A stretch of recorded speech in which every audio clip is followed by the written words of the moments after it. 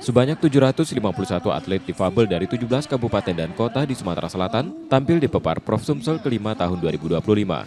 Kota Muara Enim menjadi daerah dengan peserta terbanyak, diikuti Muba dan Kabupaten Lahat. Ajang ini tidak hanya menjadi tempat bertanding, tetapi juga wadah pembinaan dan penguatan kesetaraan bagi atlet disabilitas.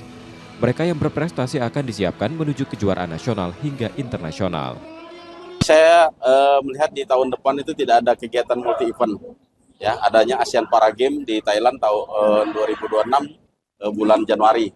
Artinya regulasi kita bagaimana pembinaan, terus ada beberapa atlet yang mungkin kita akan kirim ke luar negeri untuk mengejar poin-poin untuk ikut di ajang Paralimpik. Pada Pepar Prof kali ini, ada 13 cabang olahraga yang dipertandingkan, mulai dari para renang, para atlet, para bulu tangkis, hingga para taekwondo. Nur Muhammad, Kompas TV, Palembang, Sumatera Selatan.